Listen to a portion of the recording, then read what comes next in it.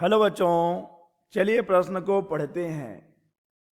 समान फोकस दूरी के एक उत्तल लेंस तथा अवतल लेंस को मिलाने पर संयुक्त लेंस की फोकस दूरी तथा क्षमता क्या होगी। चलिए बच्चों, सबसे पहले हम लिख लेंगे मूल अवधारणा।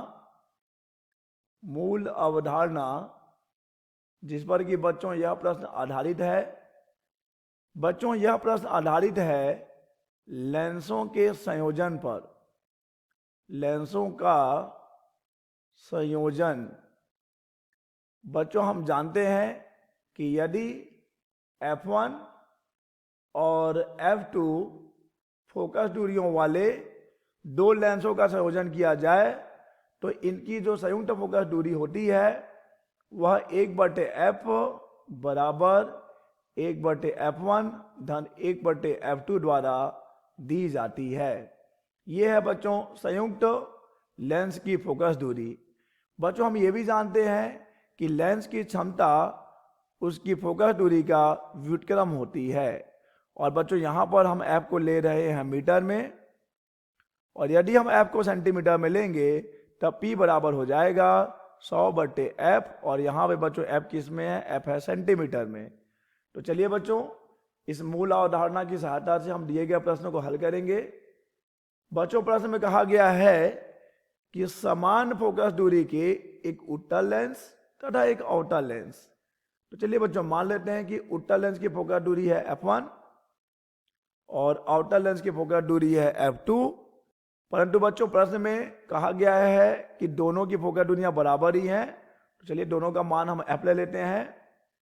परंतु बच्चों हम जानते हैं कि उत्तल लेंस की फोकस दूरी धनात्मक होती है और अवतल लेंस की फोकस दूरी ऋणात्मक होती है। तो बच्चों संयुक्त फोकस दूरी क्या हो जाएगी, चलिए ज्ञात कर लेते हैं। 1/f बराबर 1/f1 धन 1/f2। चलिए मान रख देते हैं 1/f धन 1/-f। ठीक है बच्चों, यहाँ पे हम माइनस रख देंगे।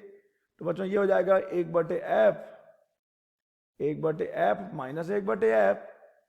और बच्चों जब हम करेंगे 1/f माइनस 1/f तब तो ये बच्चों आ जाएगा 0, अर्थात 1/f बराबर मिलेगा 0।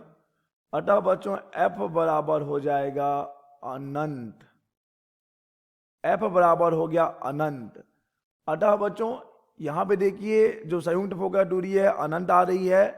अतः बच्चों इन दोनों का जो संयोग है, इन दोनों का जो संयुक्त जो लेंस बनेगा बच्चों वह लेंस के जैसे नहीं अपितु कांच के प्लेट के जैसा व्यवहार करेगा। एक सामान्य कांच का प्लेट जैसा व्यवहार करेगा बच्चों।